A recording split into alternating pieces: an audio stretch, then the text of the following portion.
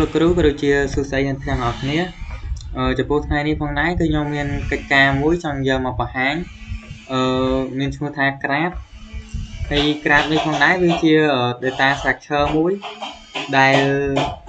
វាមានចំណុច vertex ហើយនិង edge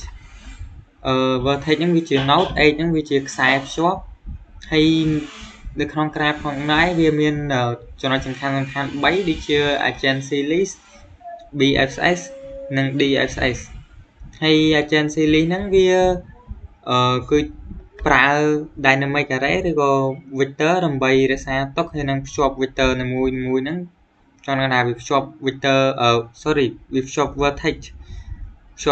មួយហ្នឹងទៅ vertex ណាខ្លះហើយBFS ហ្នឹងវា search graph តែវា search level by level ដោយប្រើប្រាស់ queue ចំពោះ DFS ផងដែរវាក៏ search graph ដូចគ្នាគាត់ថាការ search របស់វាគឺខុសពី BFS គឺវា search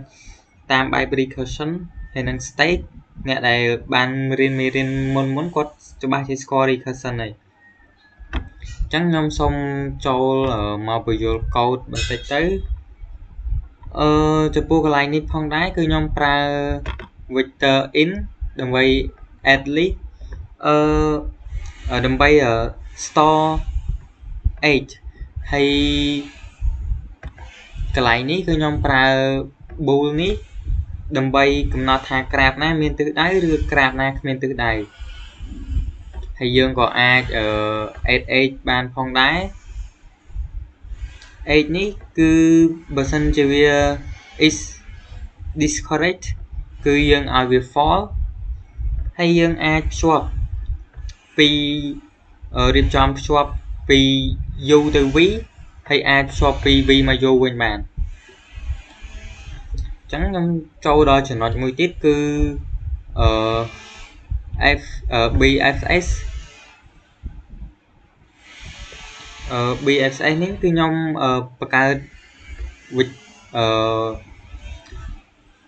BFS ហ្នឹងគឺ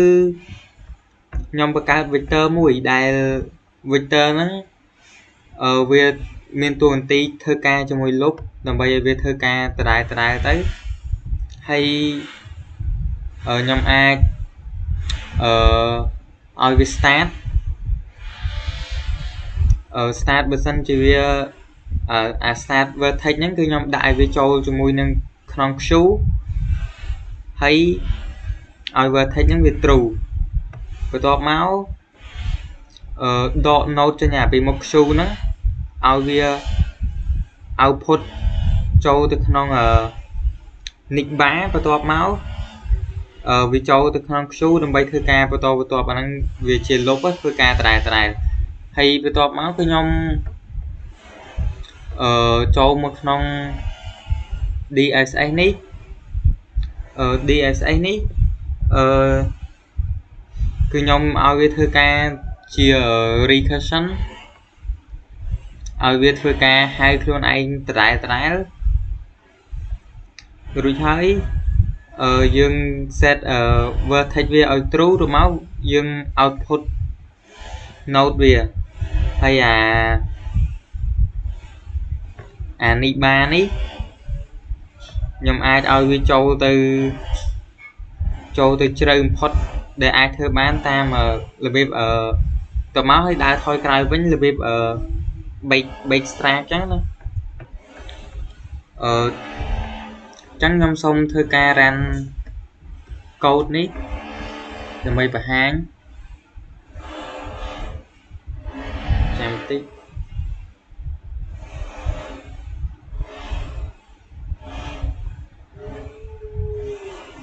អូខេ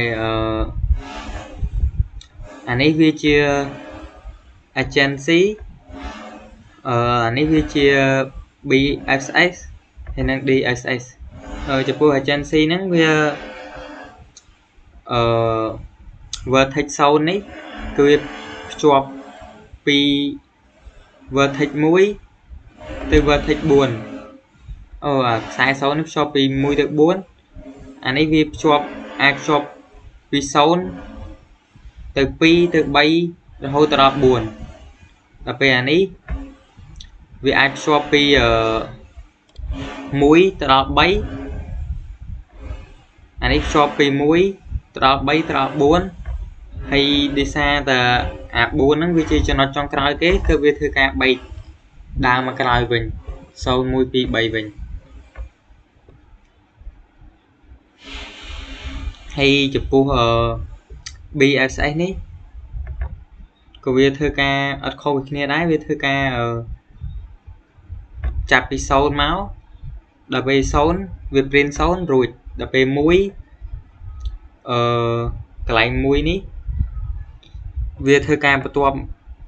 tua về mũi việc print nè đây này chất viên cứ buồn đập về buồn ní pi ní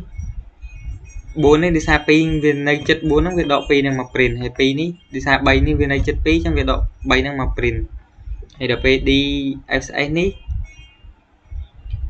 ក៏វាដំណើរការ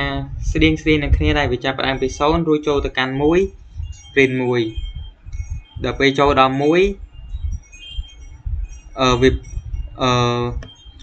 អា 2 ហ្នឹងវានៅចិត្ត 1 វា print 2ធ្វើការរហូតដល់ 4 ដល់ពេល 4 នេះ គឺអស់ត្រឹមហ្នឹងហើយវាដើរបែកមកក្រោយវិញទៀតអញ្ចឹងកិច្ចការរបស់ខ្ញុំគឺថ្ងៃនេះមានតែប៉ុណ្្នឹងទេបើសិនជាអ្នកទាំងអស់គ្នាមានចម្ងល់អីអាចសួរខ្ញុំបានខ្ញុំសូមជម្រាបលា